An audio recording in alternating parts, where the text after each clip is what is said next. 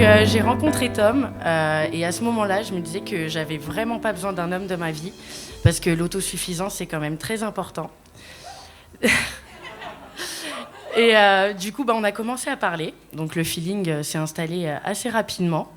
Donc les soirées ont commencé. Il était très drôle, très libre, très ambitieux. Donc forcément, j'ai craqué assez vite. Surtout si on me fait rire. J'avoue qu'il en faut pas beaucoup.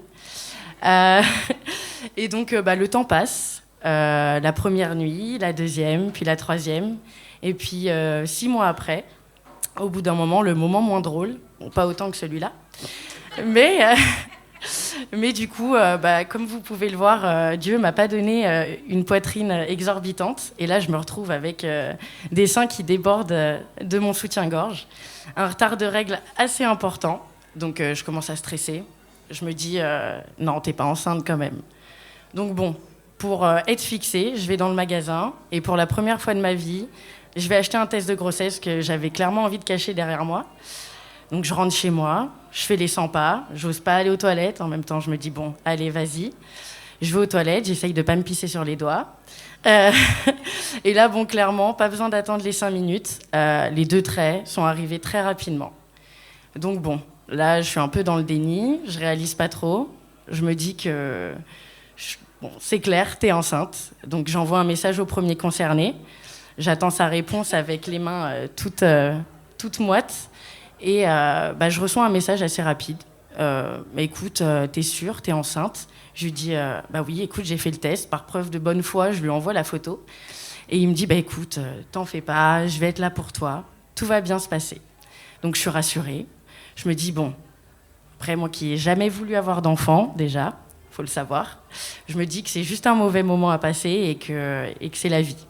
Donc on continue à se voir, on est un peu dans le déni, on fait clairement les autruches. Mais moi, à l'intérieur, je me pose 40 000 questions, comme j'ai pas du tout de sang-froid. Et je me dis, comment ça va se passer? Où il faut aller pour avorter?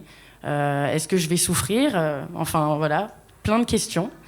Donc le lendemain, j'appelle l'hôpital et je leur dis tout ce qui se passe. Eux, très rassurants, me disent la procédure qui va se passer. Et ils me disent qu'ils ont un rendez-vous 1 semaine après. Moi, je me dis yes, comme ça va pas avoir le temps de trop grossir. Et la semaine passe, je préviens Tom, je lui dis que j'ai rendez-vous lundi, que j'aimerais bien qu'il m'accompagne. Et lui, sa réponse est « Désolé, lundi, je travaille ». Je lui dis « Bon, tu pourrais quand même prendre ton après-midi ». J'ai pas de réponse. Donc, pendant toute la semaine, j'ai pas de réponse. Du coup, je vais à l'hôpital le jour J. Je stresse, je suis toute seule, donc encore plus de questions dans la tête. Et le plus affolant à ce moment-là, c'est que je regarde à droite, à gauche, et je vois que tout le monde est accompagné dans la salle d'attente, et que moi, je suis toute seule. Donc forcément, encore plus d'angoisse, je me perds dans mes pensées.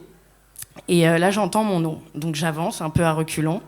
La sage-femme, très bienveillante, me pose les questions qui sont adéquates à la situation. Avez-vous bien réfléchi? Êtes-vous sûr? Je lui dis oui, bien sûr. À 23 ans, sans travail, c'est pas possible. Donc elle me dit, on va faire quand même l'examen. Elle me fait une échographie. Là, je me perds dans mes pensées. Et clairement, là, je réalise que c'est vrai. Elle me dit, madame, vous êtes enceinte de 3 semaines. Donc je dis, ah, d'accord. Donc pareil, le visage fermé. Elle me fait signer des documents, elle me parle. J'écoute sans trop écouter à ce moment-là. Elle m'explique que, vu que c'est par médicament, dans 2 jours, il va falloir que je sois accompagnée. Parce que quand on prend le deuxième, c'est pour expulser l'embryon.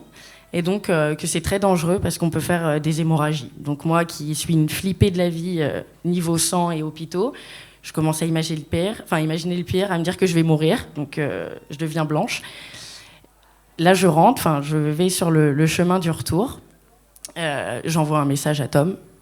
Et je lui dis que dans 2 jours, ce sera le moment venu et que j'aimerais beaucoup qu'il soit là pour m'accompagner mentalement et physiquement un petit peu. Et toujours pas de réponse.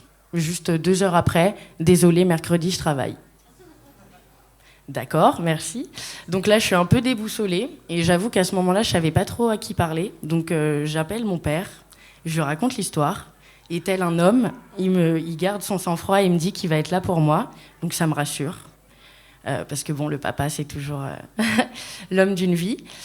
Et donc, ce soir-là, je me suis dit, il te reste une journée.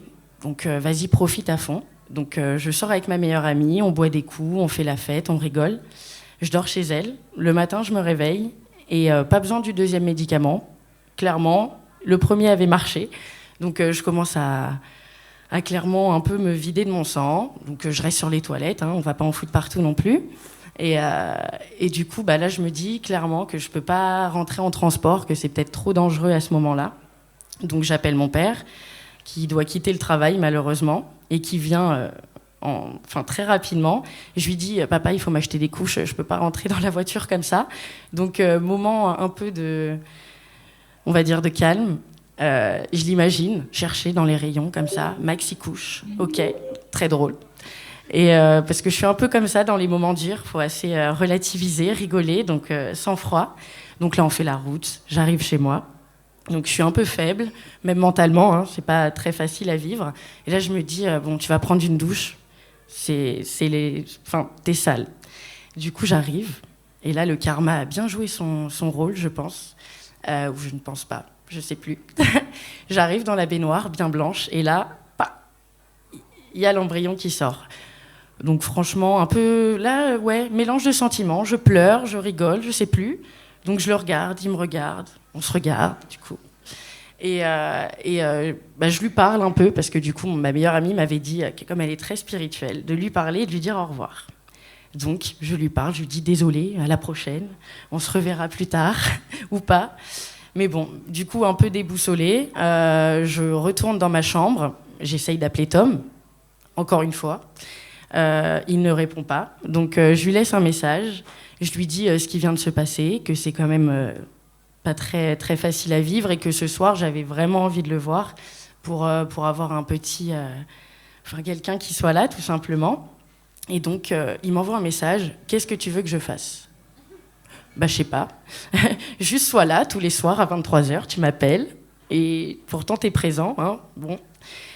Mais là, je commence à me dire, bon d'accord, c'est la vie. De toute façon, t'en as jamais voulu, donc ça va passer. C'était juste un peu compliqué. Donc le temps passe, 1 mois, et puis au bout d'un moment, je reçois mon relevé de compte, moins 200. Je fais, ouf, comment je vais faire pour rembourser ? Et aussi, ok, l'abus de sortie, l'abus d'achat de vêtements, bon, tu l'as peut-être pas si bien pris que ça, en fait, au final. Et en tout cas, pour en venir, c'est que même moi qui n'ai jamais voulu avoir d'enfant, je sais pas, pourtant 3 semaines de grossesse, c'est pas très très long, mais si c'est les hormones ou l'instinct maternel, en tout cas, j'ai dit à mon père, peut-être qu'un jour tu seras papy. Donc un mal pour un bien. Peut-être qu'un jour je vais être maman, donc c'est déjà pas mal. Et en tout cas, j'essaye de rester forte, parce que de toute façon, les moments de solitude sont là où on devient le plus fort, et que beaucoup de femmes ont vécu ce chemin-là. Et donc, je fais un gros salut à tous les lâches, et un point en l'air aux femmes et à la liberté corporelle.